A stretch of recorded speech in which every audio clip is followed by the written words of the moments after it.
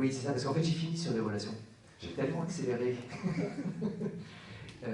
Mais je sens bien que le fait d'avoir mis en place les processions avant, vous avez le fonctionnement de Thomas, donc ça devient beaucoup plus simple. Mais oui, vous avez des questions? Vous avez des questions? En fait, oui.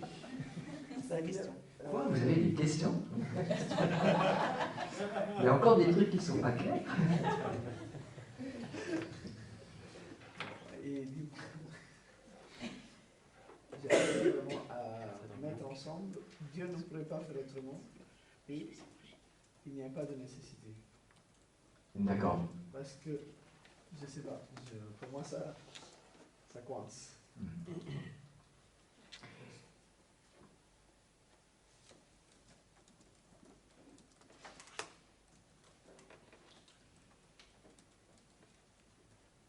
Bon, au niveau conceptuel, la question c'est qu'il faut distinguer la liberté et le libre arbitre.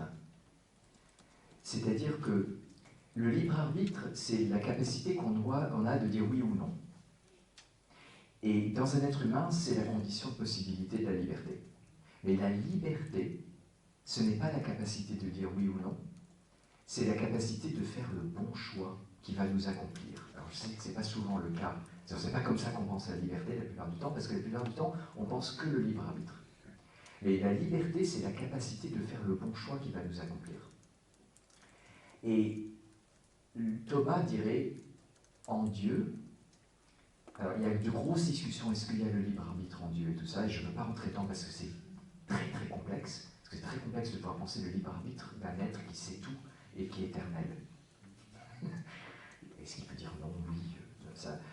Par contre, Thomas est clair sur le fait qu'il y a une liberté, c'est-à-dire que Dieu entre volontairement dans ce qui est le meilleur, c'est-à-dire lui-même.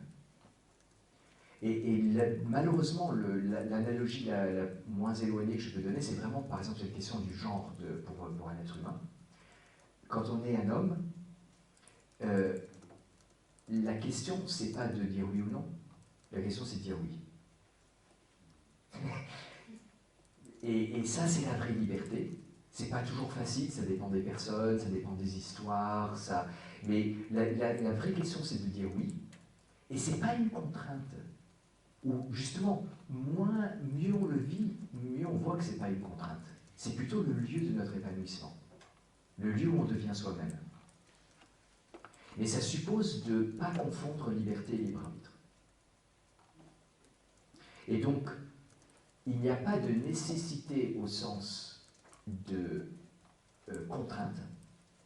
Par contre, c'est vrai qu'il y a une nécessité, si on veut, négative, dans le sens de il n'y a pas le choix.